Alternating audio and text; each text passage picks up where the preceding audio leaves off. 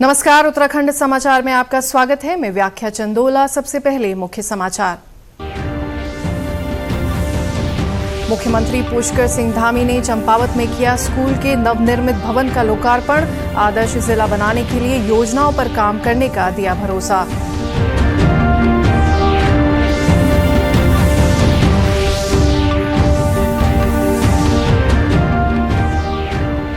Doctor Bhimrao Ambedkar के महापरिनिर्वाण दिवस पर देहरादून में भाजपा कार्यकर्ताओं ने बाबा साहिब को दी श्रद्धांजलि। राष्ट्रीय दृष्टि दिव्यांग जन सशक्तिकरण संस्थान में प्रतियोगिताओं का आयोजन।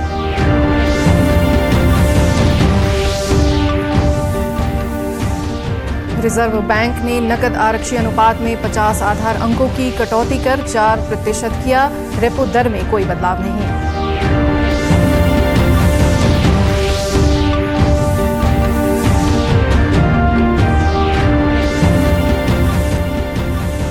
उत्तरकाशी जिले में अब तक बर्फ विहीन है उच्च हिमालयी पर्वत की चोटियां। जलवायु परिवर्तन का असर, नकदी फसलों हो रही प्रभावित।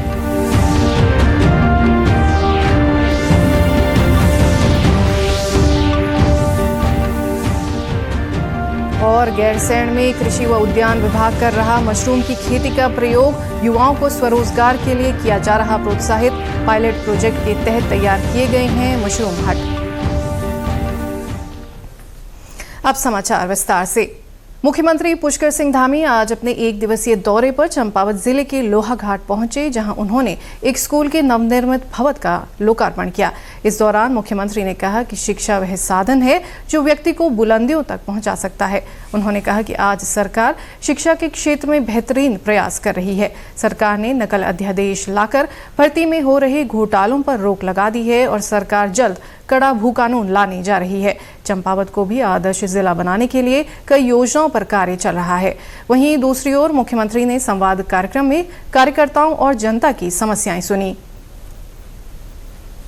सरकार लगातार प्रयास कर रही है कि जहां जिस प्रकार की सहयोग और प्रोत्साहन की आवश्यकता है हम उसमें कर रहे हैं। बहुत सारी स्वयंसेवी संस्थाएं भी आगे आ रही हैं। मैं उनका भी सबका आभार व्यक्त करता हूँ कि वो आकर निश्चित रूप से जिन क्षेत्रों में अभी शिक्षा के लिए काम करने की आवश्यकता है वहाँ सभी काम करके एक आदर्श राज्य के रूप में जो हम सबका संकल्प है वो पूरा हो। हमारे प्रधानमंत्री जी ने जो बाबा केदार की भूमि से कहा था 21वीं सदी का तीसरा दशक उत्तराखंड का दशक होगा, उसको बनाना हम सबका कर्तव्य है। उत्तराखंड राज्य में भूमि विधियों में संशोधन के लिए हितधारकों, काश्तकारों, बुद्धिजीवियों तथा संबंधित पक्षकारों से सुझाव लेने के लिए न्यू कलेक्ट्रेट सभागार अल्मोड़ा में बैठक आयोजित की गई। बैठक की अध्यक्षता करते हुए जिलाधिकारी आलोक कुमार पांडे ने उत्तराखंड में भू कानून लागू करने को लेकर सुझाव मांगे। बैठक में मौजूद आमजन, पक्षकारों और अधिवक्ताओं ने उत्तराखंड में भूमि बंदोबस्त कराए जाने, राज्य में सशक्त भू कानून बनाए जाने, हिमाचल प्रदेश के अनुरूप उत्तराखंड में भी भू कानून बनाए जाने, गोल खाता हटाने संबंधी महत्वपूर्ण प्रस्ताव और सुझाव जिलाधिकारी को दिए। बैठक में आए ग्रामीणों द्वारा उनकी जमीनों में बाहरी व्यक्तियों द्वारा कब्जा करने की बात कही गई, जिस पर जिलाधिकारी ने संबंधित राजस्व उप निरीक्षकों को जांच करने के निर्देश दिए। जिलाधिकारी आलोक कुमार पांडे ने कहा कि आज नए भू कानून को लेकर आम जनमानस, अधिवक्ताओं, सामाजिक कार्यकर्ताओं, बुद्धिजीवियों के साथ बैठक की गई। बैठक में नए भू कानून को लेकर सुझाव लिए गए। प्राप्त सुझावों को शासन को भेजा जाएगा। किसी ने ये बताया कि जो 250 मीटर वाली ज़मीनें बिना अनुमति के लेने की है उसको भी परमिशन के दायरे में लाया जाए। कुछ लोग इस कानून का दुरुपयोग कर रहे हैं, अलग अलग नाम से एक ही परिवार में कई लोग ले रहे हैं, इसके बारे में चर्चा हुई और कुछ लोगों ने अपने सुझाव लिखित में भी दिए हैं। हम लोग इसको समराइज करेंगे और राज्य सरकार को प्रेषित करेंगे। अल्मोड़ा जिला बार एसोसिएशन के अध्यक्ष अधिवक्ता महेश परिहार ने कहा कि उत्तराखंड में बाहरी व्यक्तियों को 250 और 500 वर्ग मीटर की जमीन अनुमति के आधार पर ही खरीदने के निर्देश दिए जाएं और हिमाचल के आधार पर उत्तराखंड में नया भू कानून लागू किया जाए।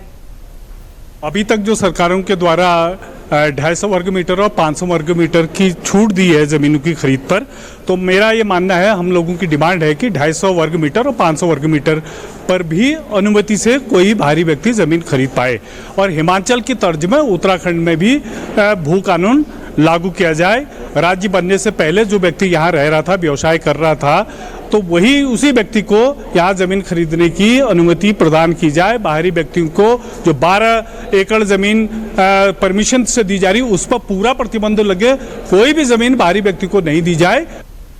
बाराहाट तहसील के छाना गोलू से आई ग्रामीण महिला शशि प्रभा भट्ट ने कहा कि उनकी जमीन पर बाहरी व्यक्ति ने बगैर उनकी अनुमति के कब्जा कर सोलर प्लांट लगा दिया है। इसी जमीन से उनका व उनके परिवार का भरण पोषण होता था। उन्होंने जमीन से बाहरी व्यक्ति का कब्जा हटाए जाने की मांग की। सर, मेरे जो ज़मीन में कब्जा हो रहा है, हम बाहर गए थे और मेरे 5 लड़के वही ज़मीन में पले थे और मेरी ज़मीन में कब्जा कर दिया, बाहर वालों को दे दिया बिगर पूछे हुए। और आज मेरे को कोई पता नहीं चला। जब मैं घर आई तब मेरे को पता चला कि मेरी ज़मीन में बहुत सारी ज़मीनों में इन्होंने कब्जा करके बाहर वालों को दे रखा है। इसमें मुझे न्याय मिलना चाहिए। बैठक में आए ग्रामीण प्रदीप सिंह ने कहा कि राज्य में सशक्त भू कानून लागू होना चाहिए, जिससे हमारी संस्कृति बच सके और हमारी पीढ़ी का भविष्य सुरक्षित हो सके। उन्होंने कहा कि गोल खाते के आधार पर जमीन विक्रय प्रक्रिया हटनी चाहिए और एकल खाता प्रक्रिया लागू होनी चाहिए। सशक्त भू कानून जो है लागू होना चाहिए, जिसमें हमारे जो है ग्रामीण परिवेश बच सके, जहाँ पर जो है हमारा जो है आने वाला भविष्य जो है बच्चों का भविष्य सुरक्षित रह सके। गोल खाते की जो ज़मीनें हैं उसको हटा के एकल एकल किया जाए, या जो कई सालों से जो है जो जिस ज़मीन पर जो व्यक्ति बैठा हुआ है उसके नाम पर वो ज़मीन बंदोबस्ती के आधार पर किया जाए। देहरादून में भाजपा प्रदेश कार्यालय में डॉक्टर भीमराव अंबेडकर के महापरिनिर्वाण दिवस के मौके पर कार्यक्रम का आयोजन किया गया। इस मौके पर पार्टी प्रदेश प्रभारी दुष्यंत गौतम के साथ ही कई कार्यकर्ता शामिल हुए। उन्होंने डॉक्टर भीमराव अंबेडकर के जीवन दर्शन पर प्रकाश डाला। भाजपा प्रदेश प्रभारी दुष्यंत गौतम ने कहा कि डॉक्टर अंबेडकर का जीवन दर्शन हमेशा लोगों को प्रेरणा देता रहेगा। आज पूरे देश के अंदर और विश्व के अंदर उनके पुण्यतिथि पर पुष्पांजलि अर्पित करने का काम किया गया है और देश के प्रधानमंत्री लगातार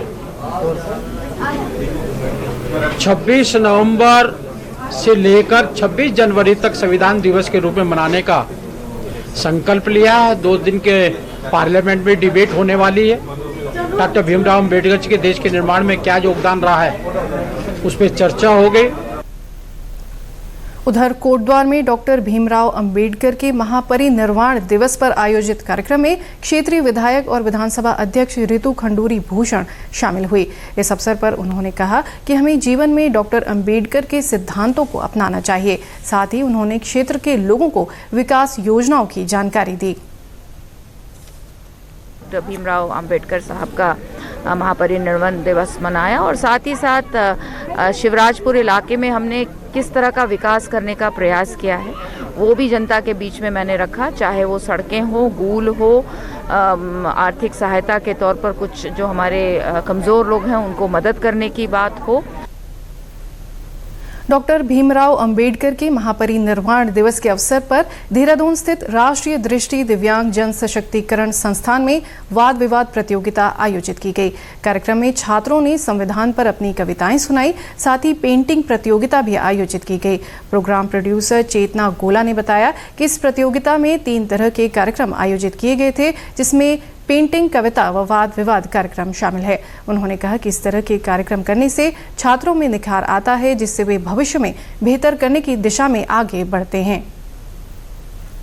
प्रतियोगिता में हमने 3 श्रेणी रखी है कंपटीशन की, जिसमें जो हियरिंग इम्पेयर्ड हैं और इंटेलेक्चुअल डिसेबिलिटीज़ वाले जो हमारे बच्चे हैं उनके लिए हमने पेंटिंग कंपटीशन रखा है। और इसके अलावा जो छोटे बच्चे हैं उनके लिए हमने पोट्री कंपटीशन रखा है 6ठी से 8वीं तक के लिए, और जो 9वीं से हमारे 12वीं तक के बच्चे हैं उनके लिए हमने वाद विवाद प्रतियोगिता रखी है। कि बहुत ज़्यादा ज़रूरत है। अभी पूरे प्रोग्राम के दौरान जो मैं सुन पा रही थी, समझ पा रही थी, ऐसा लगता है कि ये जो विशेष दक्षता वाले बच्चे हैं, स्पेशल चाइल्ड्स हैं, ये अलग हैं और इनको नॉर्मल से कैटेगरी से अलग करके देखने की जो समाज की का नज़रिया है, इसको बदलने के लिए बहुत ज़रूरत है कि ये नॉर्मल ही है। पोइट्री यानी स्वरचित कविताएं, पेंटिंग का कंपटीशन और वाद विवाद प्रतियोगिता आयोजित की है।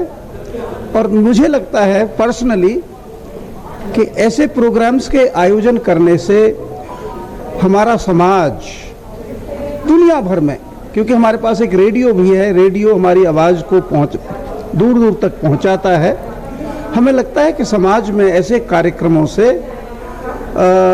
जन जागृति बढ़ेगी।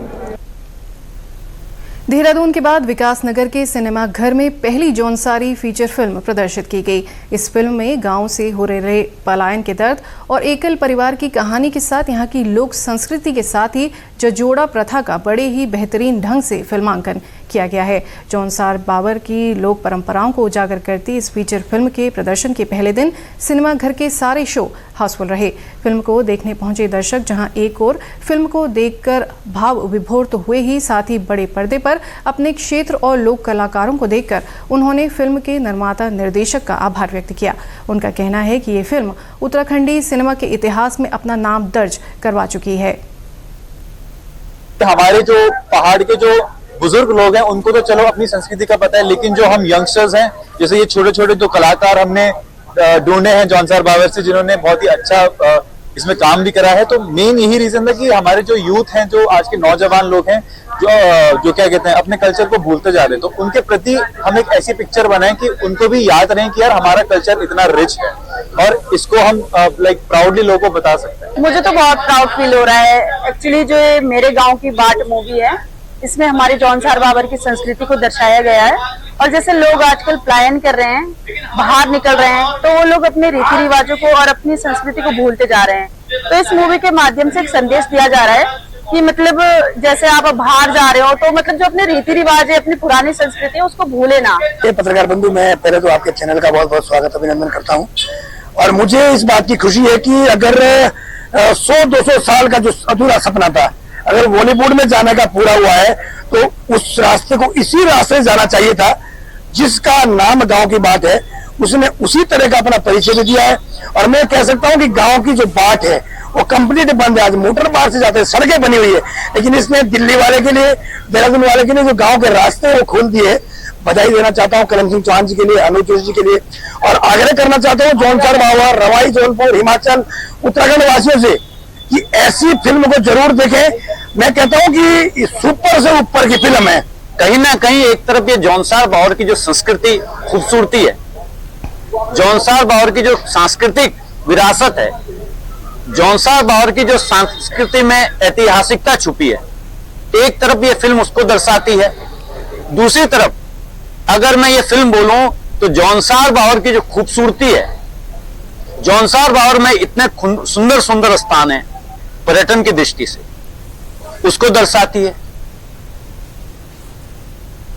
यहाँ रुकेंगे एक छोटे से ब्रेक के लिए, आप बने रहिए हमारे साथ। It's another six. रिचार्ज, जल्दी रिचार्ज करा। ये क्या किया?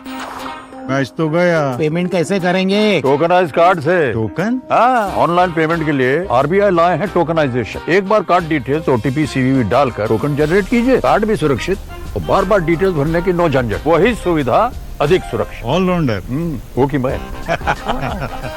आरबीआई कहता है कि जानकार बनिए, सतर्क रहिए।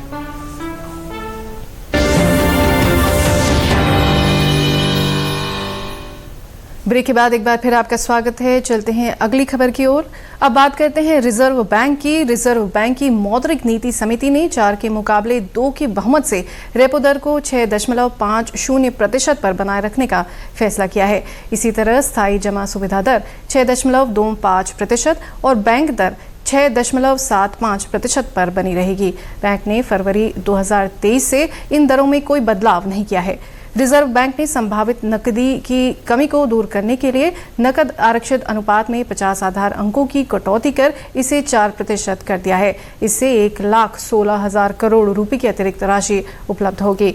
रिजर्व बैंक के गवर्नर शक्तिकांत दास ने कहा कि रिजर्व बैंक बढ़ती महंगाई को कम करने के लिए प्रतिबद्ध है। रिजर्व बैंक ने वित्त वर्ष 2025 के लिए अपने मुद्रास्फीति के पूर्वानुमान को संशोधित कर 4.8% कर दिया है।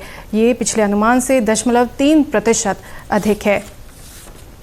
उत्तरकाशी जिले में उच्च हिमालय पर्वत की चोटियां बर्फ विहीन नजर आ रही हैं। पिछले साल दिसंबर तक 3 से 4 बार बर्फबारी हो चुकी थी, लेकिन इस बार दिसंबर के सप्ताह तक बर्फबारी नहीं हुई है। यह असर जलवायु परिवर्तन का है। उत्तरकाशी महाविद्यालय के प्रोफेसर डॉक्टर पंकज पंत के अनुसार विश्व में लानीना का फेज प्रबल नहीं हो पाया है, जिससे बर्फ नहीं पड़ी है। इस जलवायु परिवर्तन का कारण प्रोफेसर पंत मानव जनित मानते हैं। जो लानीना का फेज आता है वो अभी पूरी तरीके से प्रबल नहीं हो पाया है, वो न्यूट्रल फेज में चल रहा है, तो इसलिए तापमान इतना तेजी से कम नहीं हो रहा, मानव जनित परिवर्तन हो रहे हैं। एक तो अर्बनाइजेशन बहुत तेजी से फैल रहा है, पेड़ों का कटान बहुत तेजी से हो रहा है, जो फॉरेस्ट कवर था वो धीरे धीरे कम होता चला जा रहा है, और कंस्ट्रक्शन जो एरिया हमारा road construction, railway construction, building construction, इनकी वजह से जो नेचुरल रिचार्ज फिनोमेना थे वो सब नहीं हो पा रहे हैं। तो कहीं ना कहीं इसका प्रभाव लंबे समय में होता ही है। प्रकृति की बर्दाश्त करने की क्षमताएं होती हैं और वो स्ट्रेस काफ़ी बर्दाश्त कर सकती है।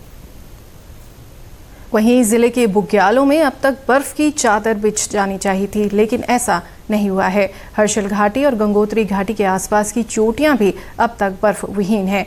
यही हाल पूरे प्रदेश के उच्च हिमालयी क्षेत्रों का भी है। आप जितने भी हिमालयी पर्वत श्रृंखला हैं उनमें सब में बर्फ की बहुत कमी देखे होंगे। अगर हम पिथौरागढ़ जिले में जाएं तो पंचचूड़ी जो पर्वत था उसमें मात्र पंचचूड़ी 2 पीक जो है उसमें बर्फ देखने को मिल रही है, बाकी सब पर्वत काले दिख रहे हैं। त्रिशूल पर्वत में बर्फ कम है। नंदा देवी ईस्ट में बर्फ कम हो गई है। ग्लेशियर काफी हद तक पिघल रहे हैं। अभी भी जैसे इस समय तक ग्लेशियर का पिघलना बंद हो जाना चाहिए, वो उस दर से ग्लेशियर का पिघलना बंद नहीं हुआ है। जाड़ों के मौसम में नदी में पानी का स्तर काफी कम होना चाहिए, वो स्तर अभी तक उतना कम नहीं हो पाया, क्योंकि तापमान उस दर से कम नहीं हुआ है।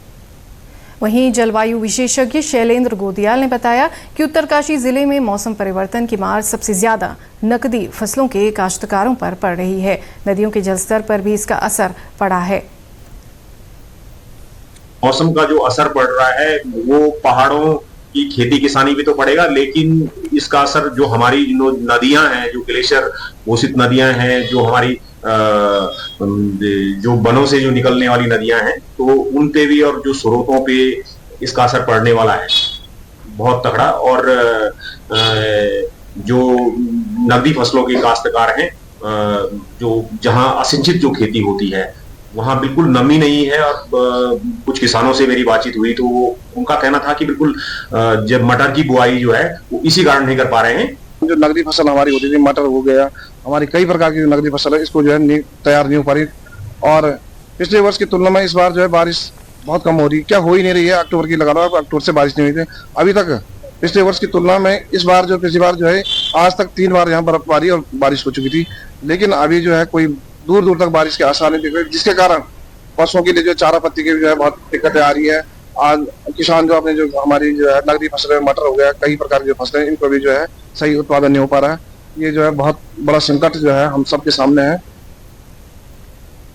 भारत मौसम विज्ञान विभाग के 150वें स्थापना दिवस के उपलक्ष्य पर नेशनल मीटियोरोलॉजिकल ओलंपियाड प्रतियोगिता आयोजित की जा रही है। राष्ट्रीय और राज्य स्तर पर होने वाली इस प्रतियोगिता का उद्देश्य छात्रों में मौसम और जलवायु के प्रति जागरूकता लाना है। इसमें 8वीं, 9वीं और 11वीं के विद्यार्थी प्रतिभाग कर सकते हैं। मौसम विज्ञान केंद्र देहरादून के मौसम वैज्ञानिक रोहित थपलियाल के अनुसार इच्छुक विद्यार्थी 10 दिसंबर तक आवेदन कर सकते हैं। 14 और 15 दिसंबर को राज्य स्तरीय प्रतियोगिता आयोजित की जाएगी। विजेताओं को आगामी 15 जनवरी को पुरस्कृत किया जाएगा। इसमें जो है ऑनलाइन रजिस्ट्रेशन है, तो 10 दिसंबर लास्ट डेट है रजिस्ट्रेशन करने की। और उसके बाद जो है ये ऑनलाइन एग्ज़ाम होगा, 1 घंटे का एग्ज़ाम है जो 14 और 15 दिसंबर को होगा। तो इसमें 8th, 9th और जो है 11th क्लास के स्टूडेंट्स रजिस्ट्रेशन के बाद पार्टिसिपेट कर सकते हैं। उसके बाद जो हर स्टेट में जो टॉप 3 स्टूडेंट्स होंगे उनको फाउंडेशन डे पर जो है न्यू दिल्ली में हमारे हेडक्वार्टर जाने का जो है अवसर मिलेगा। और साथ ही जो 14 जनवरी 2025 में 1 डे वर्कशॉप में पार्टिसिपेट करने का भी मौका मिलेगा। और उसमें जो नेशनल लेवल के जो टॉप 3 विनर्स हैं उनको फाउंडेशन डे 15 जनवरी 2025 को जो है पुरस्कृत किया जाएगा।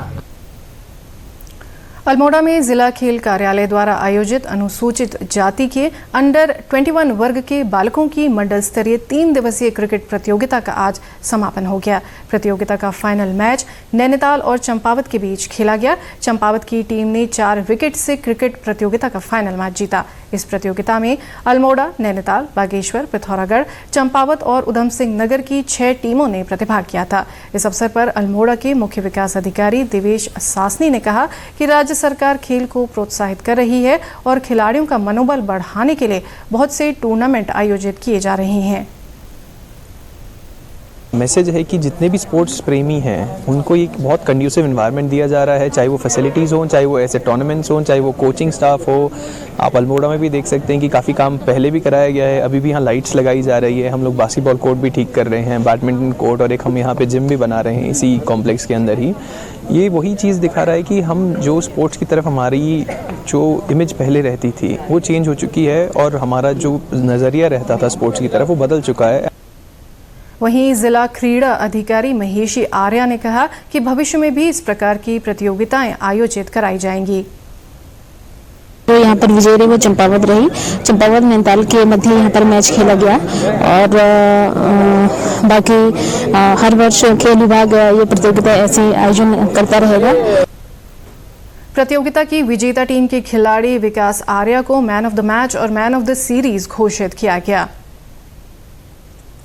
चंपावत का रहने वाला हूँ। हमारे सर मनोज टकवाल सर हमें यहाँ पर खेलने लाए टूर्नामेंट में, तो हमारी टीम यहाँ पर काफ़ी मुश्किल कंपटीशन था मगर हमारी टीम ने फाइनल जीता और मैं मैन ऑफ द मैच और मैन ऑफ द सीरीज़ रहा। काफ़ी अच्छा एक्सपीरियंस था, काफ़ी अच्छी फैसिलिटीज़ भी थी सबकी, हमें रूम भी प्रोवाइड कराया, हमें काफ़ी अच्छा लगा टूर्नामेंट।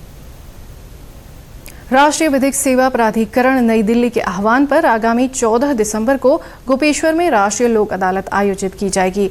आज जिला न्याय भवन गोपेश्वर में जिला विधिक सेवा प्राधिकरण चमोली के सचिव व सिविल जज सीनियर डिवीजन पुनीत कुमार ने प्रेस वार्ता की। उन्होंने बताया कि उत्तराखंड राज्य विधिक सेवा प्राधिकरण नैनीताल के तत्वावधान में चमोली जिला विधिक सेवा प्राधिकरण द्वारा आगामी 14 दिसंबर को जिले के सभी न्यायालय परिसर के साथ ही जिला जज कोर्ट गोपेश्वर में भी राष्ट्रीय लोक अदालत का आयोजन किया जाएगा। उन्होंने जनता से अपील की है कि जो भी व्यक्ति अपने मामलों को राष्ट्रीय लोक अदालत में निस्तारित करवाना चाहते हैं वे किसी भी कार्य दिवस में संबंधित न्यायालय में प्रार्थना पत्र दे सकते हैं। उन्होंने बताया कि राष्ट्रीय लोक अदालत में सभी प्रकार के प्री लिटिगेशन एवं अदालत में चल रहे वादों का सुलह समझौतों के आधार पर निस्तारण किया जाएगा। दिसंबर 2024 को एक लोक अदालत जो राष्ट्रीय लोक अदालत ऑनरेबल नालसा के निर्देशों के अंतर्गत उसका आयोजन किया जा रहा है। चमोली में भी चमोली जनपद में जो विभिन्न वादकारी हैं उनको हमने प्रचार प्रसार के माध्यम से हमारा कहना है कि अगर उनका कोई भी कंपाउंडेबल केस है या कोई या समझौते के आधार पर उनके किसी भी केस का निस्तारण हम उसके लिए उन्हें सहयोग प्रदान कर रहे हैं और प्रेरित कर रहे हैं कि अगर समझौते से कोई केस निस्तारित हो सकता है तो हमारा ये प्रयास है कि हम जनपद में समझौते के आधार पर वादों का निस्तारण कर सकें। गैरसैंण के कई गांवों में स्वरोजगार को बढ़ावा देने के लिए कृषि व उद्यान विभाग द्वारा पहली बार मशरूम की खेती का प्रयोग किया जा रहा है। जिला प्रशासन चमोली ने गैरसैंण ब्लॉक के आदिबद्री, खेती व मालसी गांवों में पायलट प्रोजेक्ट के तौर पर मशरूम हट तैयार किए हैं। इस प्रोजेक्ट के तहत पहले चरण में अभी तक खेती गांव में 8 मशरूम टनल तैयार हो चुके हैं। इस संबंध में मुख्य कृषि अधिकारी जेपी तिवारी का कहना है कि हमने प्रत्येक टनल में 210 क्विंटल मशरूम उत्पादन का लक्ष्य रखा हुआ है। 8 टनल्स बना लिए हैं और एक टनल्स में हमने कंपोस्ट भी रख दिया है। एक टनल्स में 640 की बैग जो है हमने कंपोस्ट रखा हुआ और प्रत्येक बैग में लगभग 10 केजी कंपोस्ट है और ये मान के चल रहे हैं कि हम 3 से 4 किलो प्रति बैग का उत्पादन होगा। तो इस तरह से हम देखें तो वो लगभग 700 अगर हम बैग मान लेते हैं और 3 किलो मानते हैं तो लगभग 210 कुंटल के आसपास प्रत्येक टनल में उत्पादन होगा और इससे किसानों की आर्थिकी बढ़ाने में हमें मदद मिलेगी। मशरूम प्रोजेक्ट के एमडी आलम सिंह ने बताया कि मशरूम हट को तैयार करने के लिए नंदप्रयाग के नंदानगर से मास्टर ट्रेनर को खेती गांव में बुलाया गया है। यहां बड़े हट बनाए गए हैं जिससे किसानों को ज्यादा फायदा हो।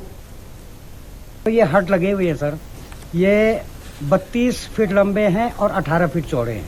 इसमें ज़्यादा से ज़्यादा फसल होगी, 6 महीने की फसल होती है यहाँ पे, ज़्यादा से ज़्यादा 2000 या 4000 की होगी। और यहाँ पर हम 3 फसलें लगा सकते हैं। जो मशरूम की है हम 3 फसल लगा सकते हैं, 3 महीने की एक फसल होती है। वहीं सहायक विकास अधिकारी उद्यान विभाग हिमांशु पटवाल का कहना है कि मशरूम की खेती के लिए कृषि एवं उद्यान विभाग किसानों को हर संभव सहायता उपलब्ध करा रहा है। यहाँ के किसानों को मशरूम की खेती का प्रशिक्षण देहरादून में दिया गया है। विभाग के माध्यम से किसानों को जितनी भी सुविधाएं हैं, जो भी एक मशरूम उत्पादन के लिए सुविधाएं दी जाती है, सभी विभाग के माध्यम से दी जा रही है। चाहे आप कंपोस्ट के ले लीजिए, कंपोस्ट भी विभाग के द्वारा दिया जा रहा है, हट तैयार करके विभाग के द्वारा दिया जा रहा है। और हमारे द्वारा मतलब विभाग के द्वारा किसानों को ट्रेनिंग की दिलाई गई है, जिसमें 7 दिन की ट्रेनिंग देहरादून में करवाई गई है। मशरूम की खेती करने वाले किसान धर्म सिंह का कहना है कि मशरूम की खेती से युवाओं और बेरोजगारों को नौकरी के लिए भटकना नहीं पड़ेगा। मशरूम की खेती कर वे अपने अलावा अन्य लोगों को भी रोजगार दे सकते हैं। आने वाले समय के लिए तो ये स्वरोजगार के मायने से तो बहुत बढ़िया है। जैसे जैसे इसका प्रचार होगा, मतलब प्रत्येक जो बेरोजगारी हुआ है, नौकरी के लिए धर धर भटकते हैं, वहाँ 10,000 15,000 अगर इसमें काम करेंगे तो निश्चित ही वो अपना एक तो मालिक बन जाएंगे कि भाई मैंने कुछ होटल लगाया है, इसमें मैं उतारूं 10-20 लोगों का रोजगार भी देंगे तो अपना एक मालिक बन जाएंगे। तो ग्रीष्मकालीन राजधानी गैरसैंण में राज्य सरकार की स्वरोजगार की पहल अब रंग लाने लगी है। यहाँ पर सफेद सोना कहे जाने वाले मशरूम की खेती कृषि एवं उद्यान विभाग के द्वारा तैयार की जा रही है, जिसमें किसानों को हर तरह की वो सुविधा मुहैया करवाई जा रही है जो मशरूम के लिए आवश्यक है। देश के सार्वजनिक प्रसारक प्रसार भारती ने OTT प्लेटफॉर्म के क्षेत्र में कदम रखते हुए हाल ही में वेव्स की शुरुआत की है। ये डिजिटल मीडिया और OTT दर्शकों को एक संपूर्ण इंफोटेनमेंट इकोसिस्टम देता है। अगर आपको भी चाहिए फ्री में शानदार कंटेंट तो आज ही डाउनलोड करें। QR कोड के जरिए भी वेव्स ऐप डाउनलोड की जा सकती है। प्रदेश के समाचारों में बस इतना ही। चलते चलते मुख्य समाचार एक बार फिर। मुख्यमंत्री पुष्कर सिंह धामी ने चंपावत में किया स्कूल के नवनिर्मित भवन का लोकार्पण। आदर्श जिला बनाने के लिए योजनाओं पर काम करने का दिया भरोसा।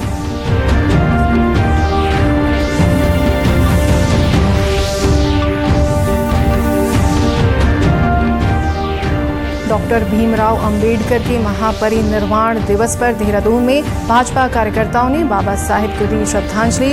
राष्ट्रीय दृष्टि दिव्यांग जन सशक्तिकरण संस्थान में प्रतियोगिताओं का आयोजन।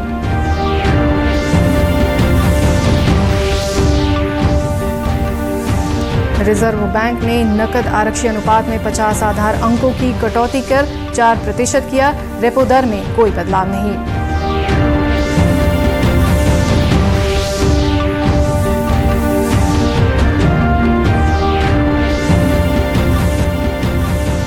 उत्तरकाशी जिले में अब तक बर्फ विहीन है उच्च हिमालयी पर्वत की चोटियां। जलवायु परिवर्तन का असर, नगदी फसलें हो रही प्रभावित।